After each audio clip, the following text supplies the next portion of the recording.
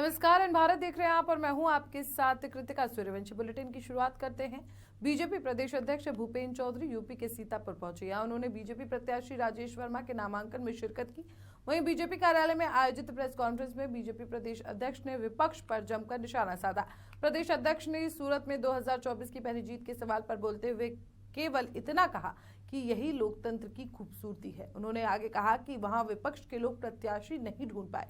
भूपेन्द्र चौधरी ने राहुल गांधी की तरफ से सूरत की जीत पर दिए गए बयान को लेकर कहा कि विपक्ष और कांग्रेस के लोग अपनी पराजय स्वीकार कर चुके हैं। ये लोग सीजनल लोग हैं, चुनाव के समय ही दिखाई देते हैं। मायावती के हिंदुत्व की आड़ में अल्पसंख्यकों पर जुल्म करने वाले दिए गए बयान को लेकर उन्होंने कहा कि इन लोगों ने लोगों को हमेशा भाषा जाति के नाम पर बांटने का काम किया है। वहीं प्रदेश अध्यक्ष ने सपा के आटा और डाटा की गारंटी वाले बयान को लेकर कहा कि सपा और विपक्ष की गारंटी पर जनता को भरोसा नहीं है। अगर जनता को भरोसा है तो मोदी की गारंटी पर और गारंटी पूरा होने की गारंटी पर। मुझे ऐसा लगता है कि हमारे यहाँ गुजरात में भी 25-30 लाख आबादी की लोकसभा है, लेकिन उनकी नैतिक हार है। और निश्चित रूप से जिस प्रकार से माननीय प्रधानमंत्री जी के प्रति लोगों का विश्वास है, ये कहीं ना कहीं उस विश्वास को प्रदर्शित करता है। जिस तरह से सूरत में कमल खिलाओ उसी को लेकर राहुल गांधी ने निशाना साधा हुआ है। उनका कहना है कि ये तानाशाह की सूरत है। विपक्ष के लोग और कांग्रेस के लोग इस चुनाव में अपनी पराजय स्वीकार करते हैं। पिछले समय से उनकी कोई सक्रियता, उनका कोई संपर्क जनता में उनकी उपस्थिति नहीं है। अब आपने कभी राहुल गांधी से पूछा नहीं कि बीच बीच में कहाँ गायब हो जाते हैं। तो ये लोग सीजनल लोग, और इस सीजनल लोगों का चरित्र भारतीय जनता पार्टी को, हमारी सरकार और प्रदेश की जनता समझे, देश की जनता चाहती। आज अगर आप देखेंगे तो भारतीय जनता पार्टी का एक कोई कार्यकर्ता, हम सब लोग अपने विषयों को लेकर अपना रिपोर्ट कार्ड, अपना कामकाज का लेखा जोखा लेकर माननीय प्रधानमंत्री जी के नेतृत्व में जनता के बीच। मायावती भी अब हमलावर हो चुकी है बीजेपी के। उनका एक बयान आया हुआ है कि भारतीय जनता पार्टी जो है हिंदुत्व के नाम पर जो है अल्पसंख्यकों का उत्पीड़न कर रही है। हमारा एजेंडा है, माननीय प्रधानमंत्री देश के 140 करोड़ लोगों को संबोधित करते हैं। लोकसभा चुनाव में अपना दम दिखाने के लिए इंडिया गठबंधन के संसदीय प्रत्याशी आलोक मिश्रा ने नामांकन जुलूस निकाला, जहां पर बड़ी संख्या में कांग्रेसी, सपाई, आम आदमी पार्टी समेत गठबंधन के कई कार्यकर्ता हजारों की संख्या में मौजूद रहे। ढोल नगाड़े और गाजे बाजे के साथ फूलों की वर्षा भी की गई। आपको बता दें कि इंडिया गठबंधन के कार्यकर्ताओं ने इतना ज्यादा जोश था कि संसदीय प्रत्याशी आलोक मिश्रा और सपा विधायक अमिताभ वाजपेयी को फोटो खिंचवाने की होड़ में धक्का मुक्की उनके साथ की गई। वहीं प्रत्याशी आलोक मिश्रा के जुलूस में सपा विधायक अमिताभ वाजपेयी नाराज नजर आए। वो जुलूस में तो साथ में रहे, लेकिन कचहरी चौराहे पर वो नाराज होकर वापस चले गए। इससे कहीं ना कहीं ये जाहिर होता है कि गठबंधन की सरकार में शायद अंदरूनी दरार भी है। हालांकि सपा विधायक हसन रूमी के आग्रह पर विधायक अमिताभ वाजपेयी फिर से नामांकन में शामिल हुए, लेकिन पुलिस ने उनको बैरिकेडिंग के चलते अंदर नहीं जाने दिया। तो प्रत्याशी आलोक मिश्रा नाराज होकर जमीन पर ही बैठ गए और पुलिस पर आरोप लगाने लगे कि प्रस्तावक को ही रोका जाएगा तो नामांकन कैसे होगा। तब जाकर पुलिस ने विधायक अमिताभ वाजपेयी को अंदर जाने दिया। आज ऐतिहासिक नामांकन हुआ है। इससे पहले जो पदयात्रा का नामांकन दूसरे दलों ने कराया था वो एक औपचारिकता थी। ये बिन बुलाए कार्यकर्ताओं का जोश है। ये भारतीय जनता पार्टी की जन विरोधी नीतियों का जवाब है।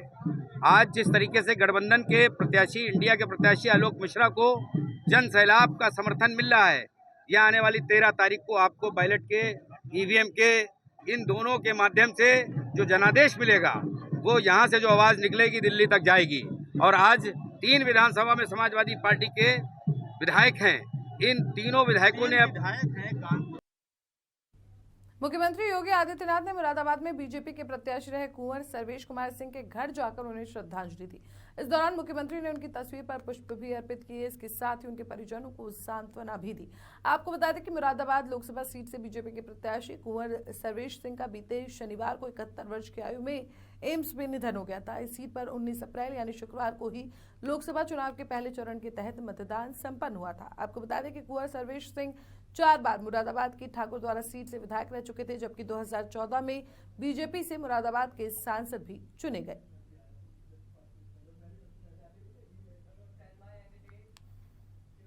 जिले में आवारा गोवंशों से किसानों की फसल का नुकसान हो रहा है। रातों में फसलों को पशुओं से बचाना कठिन काम है।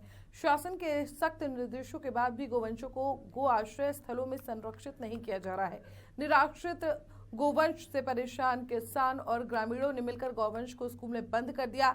स्कूल में मवेशी बंद होने से बच्चों की पढ़ाई पर इसका असर हो रहा है। आपको बता दें कि पूरा मामला विकास खंड रेउसा के ग्राम पंचायत कुड़वा धमधमपुर का है।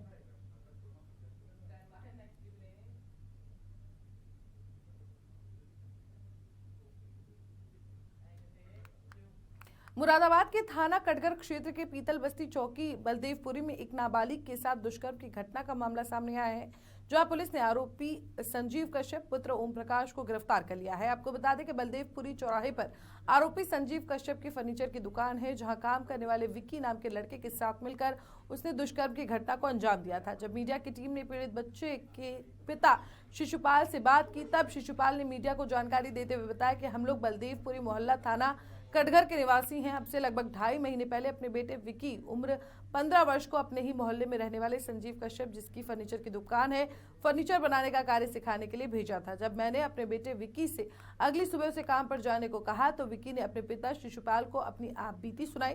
उसके बाद मैंने संजीव कश्यप से बात की तो दुकान मालिक संजीव ने कहा कि दुकान पर बैठकर बात करते हैं, जिसके बाद विक्की के पिता ने इस बात की जानकारी तहरीर के माध्यम से थाना कटघर को दी।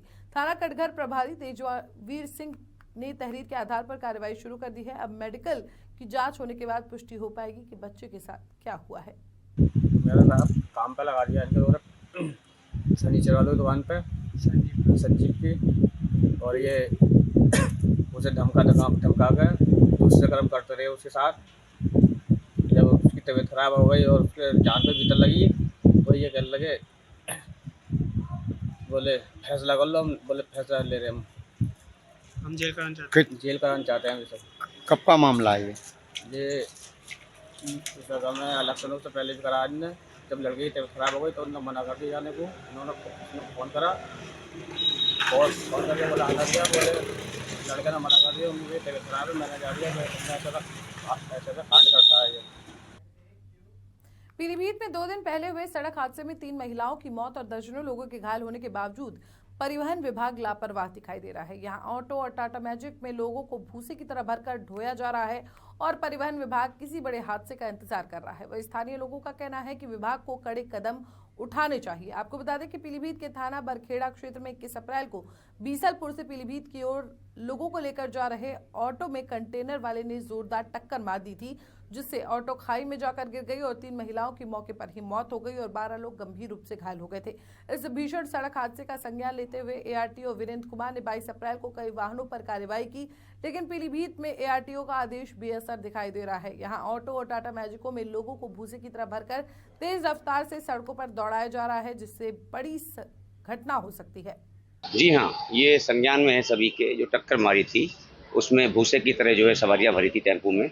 उसमें करीब 15-16 सवारियां बैठी थी, जिसमें से 3 महिलाओं की मौके पर ही मौत हो गई और कम से कम 11-12 कैंडिडेट बहुत ज़्यादा मतलब घायल हो गए थे, जिनको उपचार के लिए भेजा गया और जिसमें से 6 की हालत जो है बहुत ही ज़्यादा सीरियस थी, जो कि जिला अस्पताल पर गए थे। वहाँ पर बहुत ही खेद का विषय है और बहुत ही ज़्यादा मैं इसको प्रशासन के लिए खास तौर से हमारे आरटीओ साहब हैं बहुत ही ज़्यादा लापरवाह हैं, क्योंकि जब ये घटनाएं होती हैं तभी ये खानापूरी की जाती है, उससे पहले कभी संज्ञान नहीं लिया जाता है। और मैं सख्त मतलब चाहता हूँ सख्त से सख्त कार्रवाई हो इन लोगों को भी और मानने के अनुरूप जो है टेम्पो चलाएं, ताकि भविष्य में किसी भी घटना की पुनरावृत्ति ना हो सके। पीलीभीत में 2 दिन पहले एक टेम्पो से ट्रक वाले ने टक्कर मार दी, इसलिए 3 महिलाओं की मौत हो गई और 12 लोग घायल हो गए। इस वजह से टेम्पो वाले बाज नहीं आ रहे हैं और भूसों की तरह सवारियां भर रहे हैं। इस वजह से पुलिस को और आरटीओ वालों को सख्त कार्रवाई करनी चाहिए। बिजनौर के कोतवाली शहर थाना क्षेत्र में बीते दिन 24 वर्षीय एक युवक कार में मृत पाया गया था। उसके सिर पर गोली लगी थी। मृतक की पहचान उत्तर प्रदेश के बिजनौर जिले के गांव त्रिलोकपुर निवासी रोहन के रूप में की गई थी। शहर पुलिस उपाधीक्षक संग्राम सिंह का कहना था कि मृतक को गन शॉट इंजरी है और एक पिस्टल भी कार से बरामद हुई है, लेकिन मामला उलझ गया है कि आखिर युवक की मौत हत्या है या फिर आत्महत्या। वहीं परिजनों ने शहर कोतवाली में तहरीर देते हुए 2 लोगों पर हत्या की आशंका जताई है। मेरे साथ इस बुलेटिन में इतना ही। देश और दुनिया की तमाम बड़ी खबरों के लिए देखते रहिए एन भारत।